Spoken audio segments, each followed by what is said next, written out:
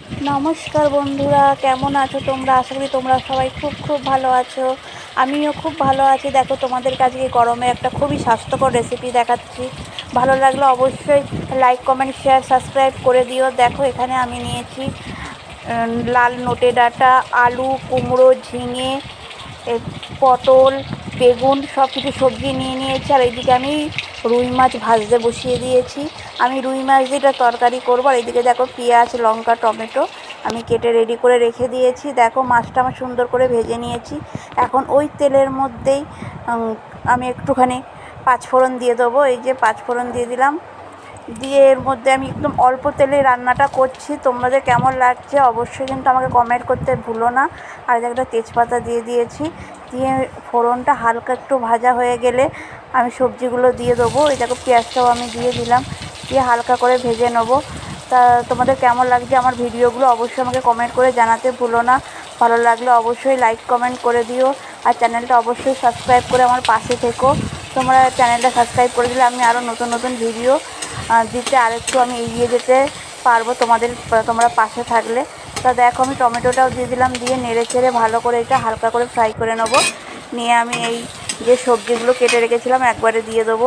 তো দেখো, অনেক রকমের সবজি নিয়ে এর সঙ্গে করতে ভালোই লাগে। এইখানে আমি আদা গ্রেট করে নিয়েছিলাম। সেটাও আমি কড়াতে দিয়ে হালকা করে ভেজে নিয়ে এর মধ্যে আমি সব সবজিগুলো দিয়ে দেবো। তো এগুলো সবই গরমের সবজি, বাজারে তোমরা অ্যাভেলেবেল পেয়েই যাবে এই সবজিগুলো।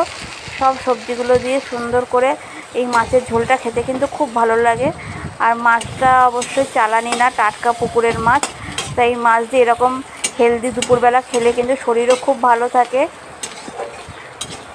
আর শরীরটাও সুস্থও থাকে। তা দেখো, আমি সুন্দর করে মশলাটা একটু কিন্তু ভালো করে ভেজে নিয়েছি। দেখছো, একদমই মশলা না, কম মশলা দিয়ে করছি।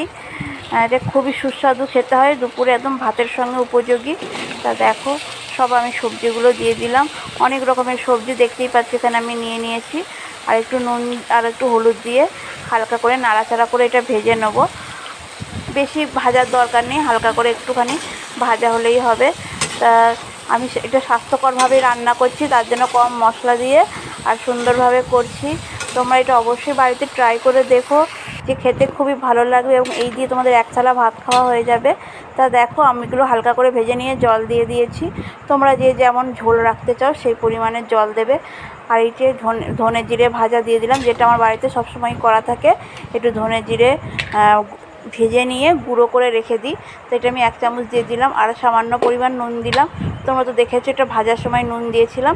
তো এখন সামান্য পরিমাণ একটু নুন আর হলুদ দিয়ে দিলাম। দিয়ে ভালো করে নেড়ে চেড়ে এটা ঢাকা দিয়ে প্রথমে হাই ফ্লেমে দিয়ে দেবো। ফুটে উঠলে তারপরে আস্তে করে দিয়ে ভালো করে আমি সবজিগুলো সিদ্ধ হতে দেবো। তা তোমরা দেখতে থাকো। তোমাদের বাড়িতে কি করে তোমরা আমাকে অবশ্যই কমেন্ট করে জানাতে ভুলো না। আর আমি কীভাবে রান্না করি সেটা তোমরা দেখো। আমি জানি তোমরা অনেকেই খুব সুন্দর রান্না করতে পারো, কিন্তু আমি কি করে করি সেটাই তোমাদের সঙ্গে শেয়ার করছি। তো আমি যে ঢাকা দিয়ে দিলাম, দিয়ে এটাকে দেখো কত সুন্দর ফুটে উঠেছে। তা ফুটে উঠে ঝোলটাও সুন্দর কমেও গেছে আর প্রতিটা সবজি সুন্দর করে সিদ্ধ হয়ে গেছে। তা এখন আমি মাছগুলো দিয়ে দিলাম। তা মাছটা দিয়ে আমি হাই ফ্লেমে একটু ভালো করে ফুটিয়ে নেবো, কারণ মাছগুলো তো ভাজাই আছে, কোনো অসুবিধা নেই। তা আমি ঢাকা দিয়ে একটু হাই ফ্লেমে ফুটিয়ে নিলেই আমার কিন্তু রান্নাটা পুরো রেডি। দেখতেই পেলে কোনো ঝুট ঝামেলা ছাড়া একদম সুন্দরভাবে রান্নাটা হয়ে যায় খুব তাড়াতাড়ি। আমি হালকা একটুখানি ধনেপাতা কুচি দিয়ে দিয়েছিলাম। তোমরা ইচ্ছা হলে দেবে, না ইচ্ছা হলে নাও দিতে পারো। তো দেখো কত সুন্দরভাবে তরকারিটা রেডি হয়ে গেছে। আর তরকারিটা খেতেও কিন্তু খুব সুন্দর, খুব টেস্টি হয়েছিল। তোমরা অবশ্যই এই গরমের দুপুরে একদিন করে দেখো। খুবই স্বাস্থ্যকর, খুবই হেলদি এটা একটা খাবার। আর ভালো লাগলে অবশ্যই লাইক, কমেন্ট, শেয়ার করতে ভুলো না।